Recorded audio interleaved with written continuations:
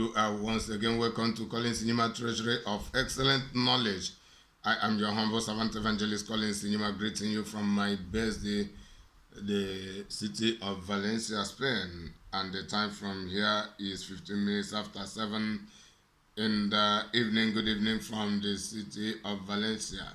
So I am about to brief us on the issue of the controversy regarding Jesus Christ, whether he is a white God, whether he is an European, whether he is a demon, as most of the occultists portray him to be before the world, concerning the propagandas from the pit of hell, from the religionists, from most traditionalists, those who have hated Jesus Christ, and those who have denied his divinity and his sonship and his lordship and his messiahship,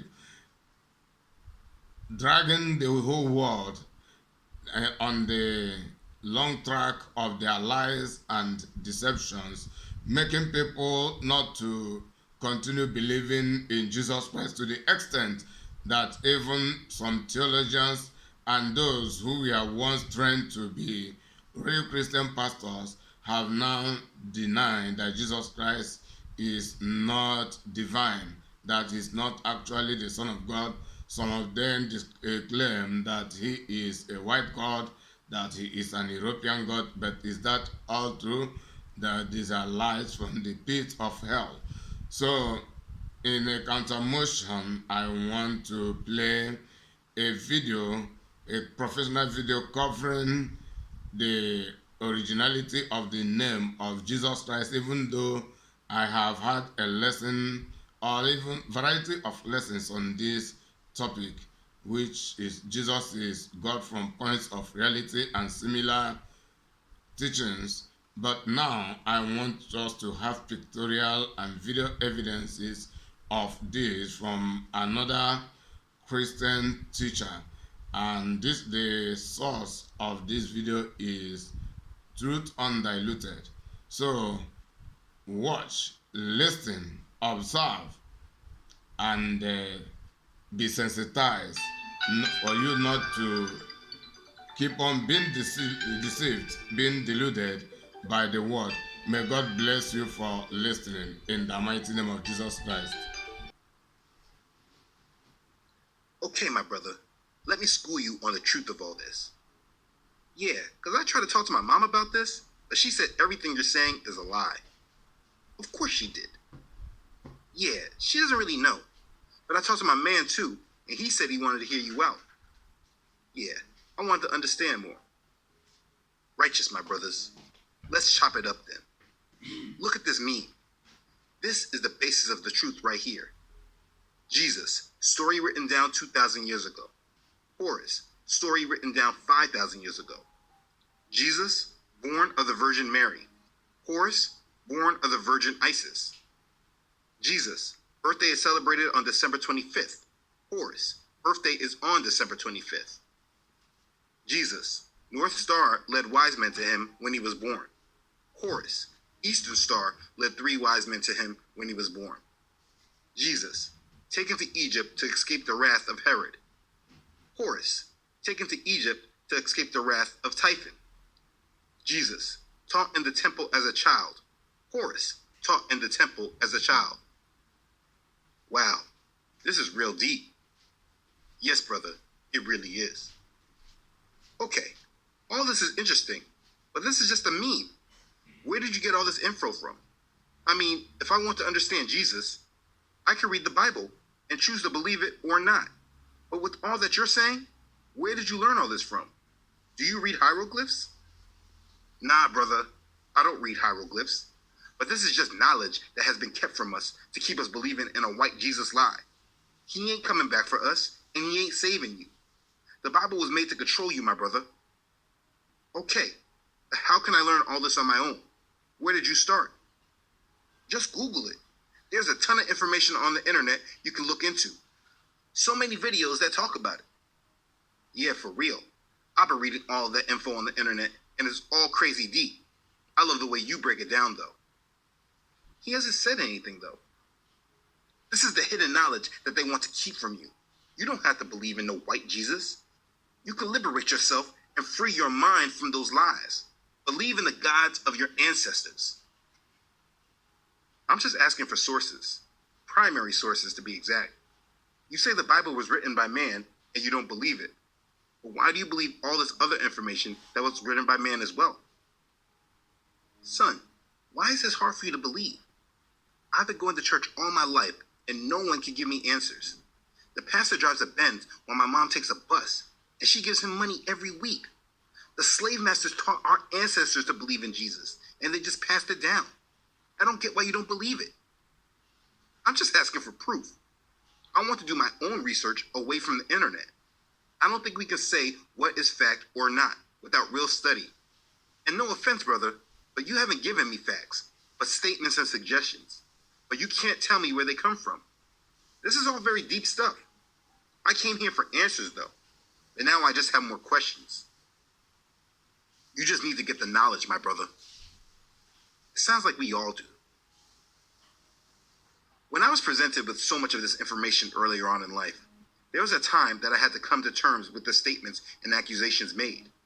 I was confronted by multiple people that would ask me to consider these points and more.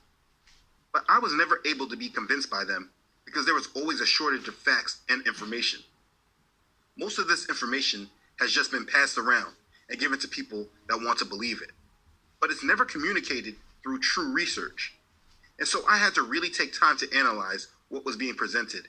And I decided that I wasn't going to listen to accusations, but understand truth from research facts. In the first part of this discussion, we went through the reasons why people have turned over to these ancient Kemetic teachings.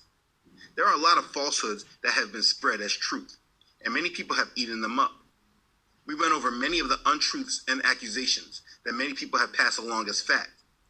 And what was determined was that when digging deep into these statements and proponents of confusion, when we look deeper into them, we are clearly able to understand the differences.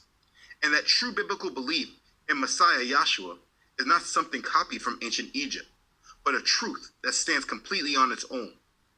But it is not enough for me to just make blanket statements like this.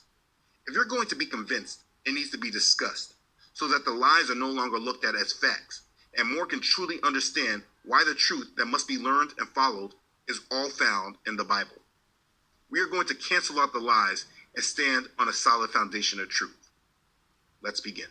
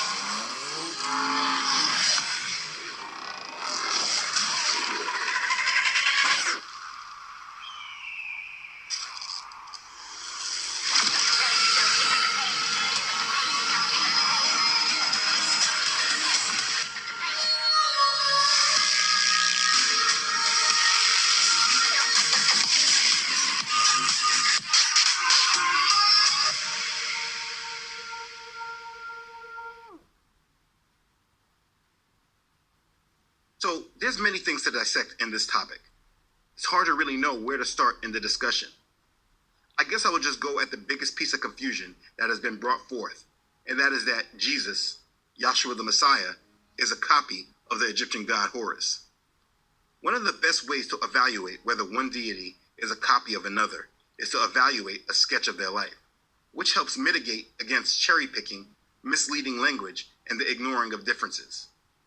This is one reason why it's so easy to concretely say that the Greek and Roman gods are just a retake of the Egyptian Sumerian pagan gods. But Yahshua, when examined from the truth found in Scripture, and not what man has placed on him, is easily seen to be not connected to those pagan gods. So let's discuss Horus from the ancient Egyptian perspective. Using a very standard source, the Encyclopedia of Religion, in reference to Horus, says, in ancient Egypt, there were originally several gods known by the name Horus, but the best known and most important from the beginning of the historic period, was the son of Osiris and Isis, who was identified with the king of Egypt. According to myth, Osiris, who assumed the rulership of the earth shortly after its creation, was slain by his jealous brother Seth. The sister wife of Osiris, Isis, who collected the pieces of her dismembered husband and revived him, also conceived his son and avenger, Horus. Horus fought with Seth, and despite the loss of one eye in the contest, was successful in avenging the death of his father and becoming his legitimate successor. Osiris then became king of the dead, and Horus king of the living, this transfer being renewed at every change of earthly rule. The myth of divine kingship probably elevated the position of the god as much as it did that of the king. In the 4th dynasty, the king, the living god, may have been one of the greatest gods as well, but by the 5th dynasty, the supremacy of the cult of Ra, the sun god, was accepted even by the kings. The Horus king was now also son of Ra. Horus was usually represented as a falcon, and one view of him was as a great sky god whose outstretched wings filled the heavens. His sound eye was the sun, and his injured eye the moon.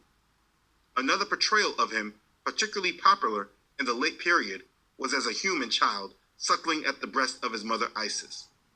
The two principal cult centers for the worship of Horus were at Bekdet in the north, where very little survives, and at Edfu in the south, which has a very large and well-preserved temple dating from the Ptolemaic period. The earlier myths involving Horus, as well as the ritual performed there, are recorded at Edfu. I don't think that the majority that recognize Horus would debate what I just read, so I think this is a good starting point. Just for some clarity, the temple at Edfu is an Egyptian city located on the west bank of the Nile River, between Esna and Aswan. Edfu is the site of the Ptolemaic temple of Horus and an ancient settlement. Of all the temple remains in Egypt, the temple of Horus at Edfu is the most completely preserved. Now, if you just review this information, none of this information even correlates with Yahshua, but we need to be thorough. The information that we know about Horus comes from a variety of archaeological sources. What we do know from the most recent study on the subject is that there were many variations of the story. Each of the stories popularized at different times and places throughout the span of ancient Egyptian history. Egyptologists recognize the possibility that these differences may have been understood as aspects or facets of the same divine persona of this pagan god, but they either way refer to Horus. Over the course of 5,000 years, several versions or aspects of Horus crop up and die down, giving mythicists almost limitless material to cherry pick from throughout history, and then mix in convoluted ways to make Horus appear as Jesus-like as possible. Part of the problem with the Jesus is Horus claim is that in order to find items that even partially fit the life story of Yahshua, advocates of this view must cherry pick bits of myths from different periods of time in Egyptian history. They get from here, then they pick from there, then they pick from here. You see, this is possible today because modern archaeology has given us extensive knowledge of Egypt's religious beliefs and how they changed over time, making it possible to cite one detail from this version of a story and another from that one. Today, we can go through all of the archaeological findings and then understand what they believed during the different time periods. But the early believers in Yahshua, even if they had wanted to base the Gospels on all the Horus myths, which they didn't, there was no way for them to do this. They might have known what was believed about Horus in the Egypt of their day, but they would have no access to the endless variations of the stories that lay buried in the sands until archaeologists started digging them up in the 1800s. There are several primary sources where anyone would gather information on Horus. We have the Shabaka stone, which is located in the British Museum. The Shabaka stone is a heavy, nearly black slab of green breccia. It is named after the black pharaoh Shabaka, who ruled in the 25th dynasty. For some context in dynasties, it is said that Moses existed in the 19th dynasty. Then there is the pyramid texts, which are the oldest known corpus of ancient Egyptian religious texts, dating to the Old Kingdom. They were carved onto the subterranean walls and sarcophagi of pyramids at Saqqara Pyramid from the end of the 5th dynasty and throughout the 6th dynasty of the Old Kingdom and into the 8th dynasty. The pyramid texts were reserved only for the pharaoh and were not illustrated. Following the earlier Palermo stone, the pyramid texts mark the next oldest known mention of Osiris, who will become the most important deity associated with afterlife in the ancient Egyptian religion.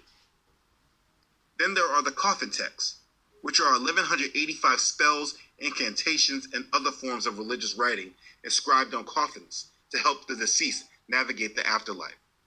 The texts were derived in part from the pyramid texts I just mentioned, and they inspired the later work known as the Egyptian Book of the Dead.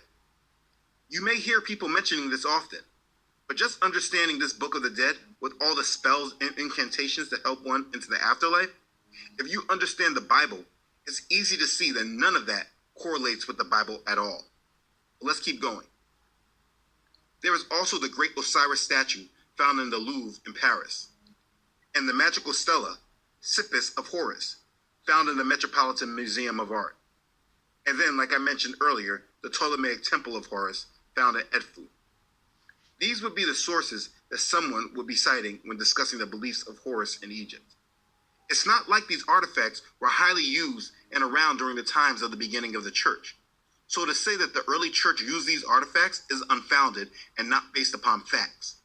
But like I said in the first part of this, the person that is dissecting the true faith, the way, what they should not do is do a comparison of beliefs just by names in certain traditions, but by the faith, belief, and characteristics. So let's examine beliefs in Horus.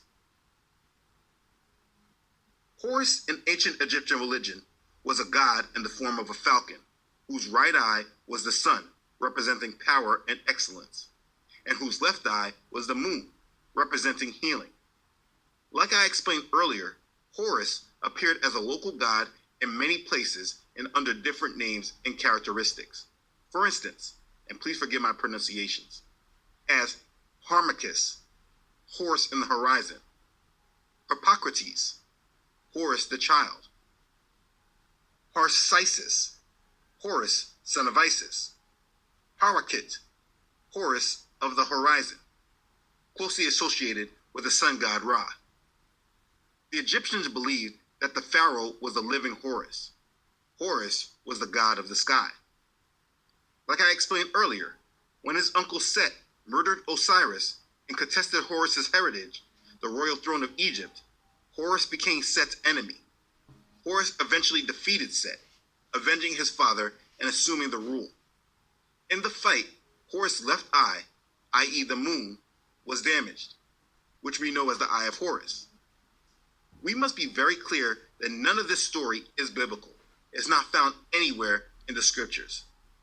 If Yahshua was a rebranding of ancient Egyptian beliefs in Horus, this story should be at least similar. We do not see Yahshua fighting anyone, and even when he was confronted in the wilderness by Satan, he did not fight a physical battle, but through speaking the word of the Most High. It is asserted that Horus was born of a virgin, as Yahshua was born of Mary. But this claim of Horus is not based upon truth. The actual legend of Horus' birth is that after Set murdered Osiris, he chopped his body up and scattered his body. It is said that Isis managed to retrieve all of Osiris' body parts except for his phallus, which was thrown into the Nile and eaten. Isis used her goddess powers to temporarily resurrect Osiris and make a golden phallus. She was then impregnated, and Horus was conceived. This is not a virgin birth. Isis was not a virgin, and this does not correlate at all with the biblical story of Yahshua. Another assertion is that Horus died and rose again. This assertion is another one that is based upon claims and not by understanding. It is not claimed that as an adult, Horus died and then rose again. What the actual claim is, in regards to Horus being an adult, is that because Osiris was killed and magically was able to create Horus through Isis, then Horus was actually Osiris reborn.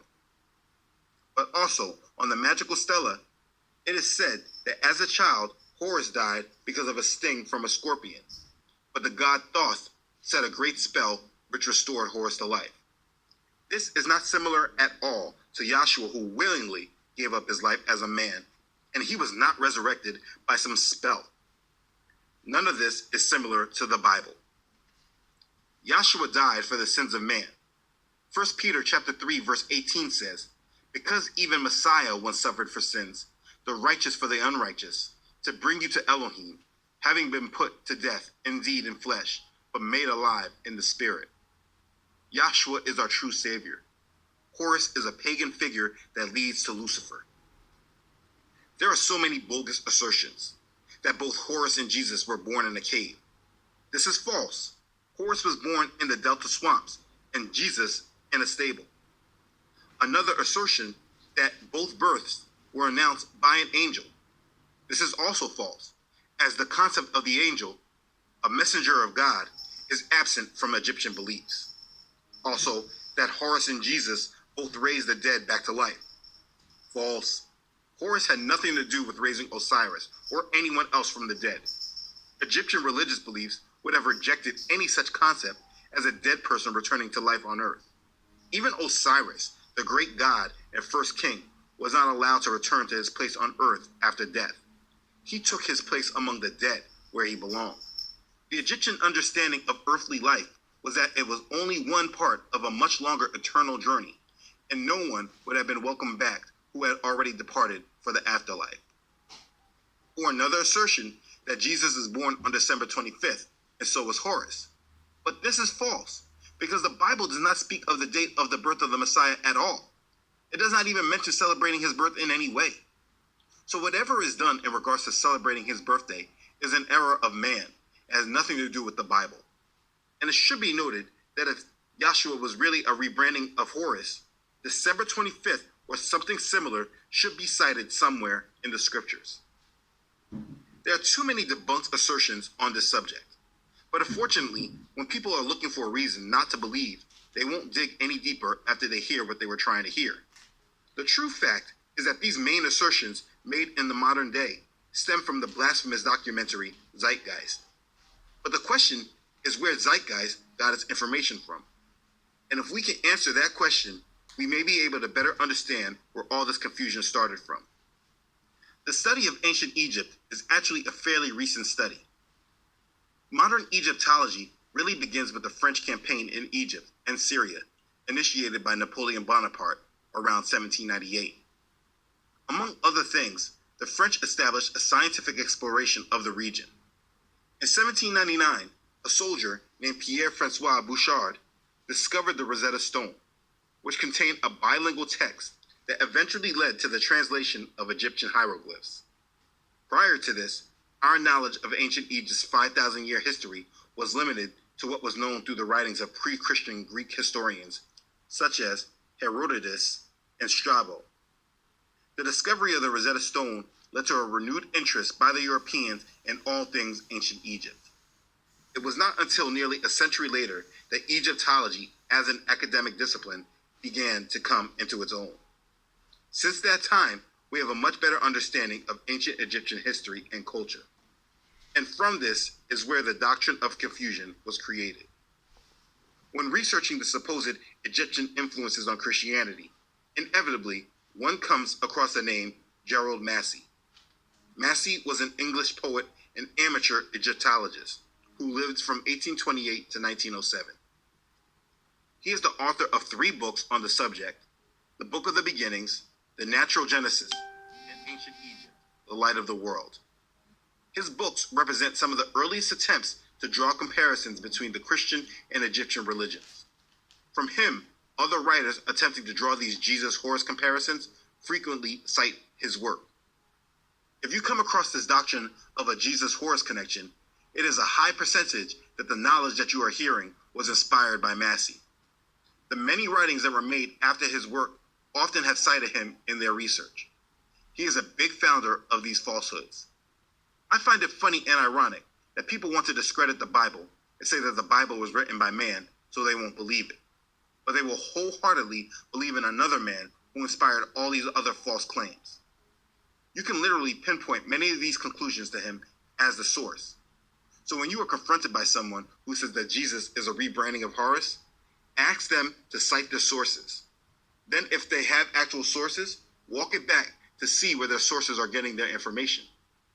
More often than not, you will see the influence of Gerald Massey. Listen, a person can believe what they want to believe in. If a person chooses to denounce their faith in the Bible and attach themselves to Egyptian beliefs, then that is their decision. But what they should not do is attach falsehoods to support their decision. Now, I don't think that the majority do this, but are just influenced without doing their own due diligence and checking sources. But in the end, it does not matter. There are lies being spread that are not remotely based in truth. The real truth of this subject is that everyone converting to these beliefs are being conditioned to accept the religion of the New World Order that says that everyone is worshiping the same God. That is the true purpose of this false doctrine, and it's highly unfortunate that so many people are falling for it. Our faith in Messiah is not built upon pagan beliefs about the afterlife. Nothing about the Bible speaks on these things in the way that the pagans believe. Greece believed similarly to Egypt, just with different versions of the story and different names. The same with Rome. Even Egypt has plagiarized their beliefs. There is no other belief than the way that claims that believing in Horus or Apollo or Muhammad is the only way to our Creator. John chapter 14, verse 6 says, Yahshua said to him, I am the way and the truth and the life. No one comes to the Father except through me. 1 Timothy chapter 2, verse 5 says, For there is one Elohim and one mediator between Elohim and men, the man Messiah Yahshua. Isaiah chapter 53, verse 5 prophesies and says, But he was pierced for our transgressions.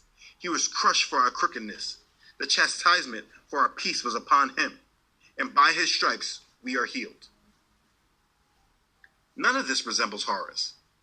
Like I said in the first video, when you go into the details, you will see stark differences.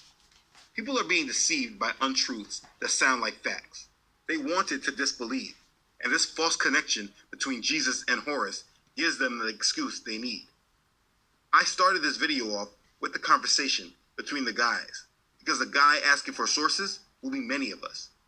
What I ask is that when you're confronted with this information, do not run or shy away from it, but press on with it. If they say that whatever they believe is correct, they now have the burden to prove it to you. Push them to be specific and cite their sources. Push them to show you the hieroglyphs that support their claims. Don't let them scare you away. That only empowers the lies. Push for clarity, because the majority does not have it. They only have attached themselves to views that others have promoted to them without providing actual facts. If you push for truth, more times than not, that person will say they have more studying to do, and you should in turn use that opportunity to study with them and reintroduce them to the truth. There is no connection with the beliefs found in the Bible and the Egyptian pagan beliefs, or any other belief for that matter. Yahshua is the way, the truth, and the life, and it is him that we must dedicate our lives to learning about and following. Let's not let anything stand in the way of this. Be blessed. Okay, thanks again for watching. If this has blessed you, please don't forget to like this and share it with others. If you have not done so already, please don't forget to subscribe to this channel. Elohim willing, I upload every Friday. Don't forget to follow this ministry on Facebook and Instagram, as well as on my website, truthunedited.com. As always, I really would like to thank all who support this ministry. You know who you are. Your contributions have been an extreme blessing, and I am very thankful for you. Thank you for being a blessing to this ministry. Okay, thanks again everyone for watching. I love you all. So you have heard it, brethren, and the fallacy that Jesus is the same with REUS, or the name Jesus originates from REUS, is a fallacy by the occultists, those who want to end Christianity, who want to discredit Jesus Christ, discredit Christianity, and discredit Christians with the practitioners of Christianity. They are all liars, satanic agents in human forms. So you are not to listen to them, but continue listening to the words and messages of salvation, whereby all who believe might be saved. And there is no other name for salvation apart from Jesus the Christ, the Lord and the Messiah of the universe. May God bless you for listening. So it is about debunking all those fallacies, and from Collins Human Treasury of Excellent Knowledge. As you know, the main content of this video is the video which I have recorded from Truth Undiluted, while I add my own commentary only to have a documentation of it via this channel called Human Treasury of Excellent Knowledge, which God has ordained to liberating humanity with the truth and to turn our world upside down by speaking the truth and by training those who will also help in turning the world upside down, just the way Apostle Paul did, only with the truth. Until we meet again, I remain your servant, Evangelist Collins Ijima.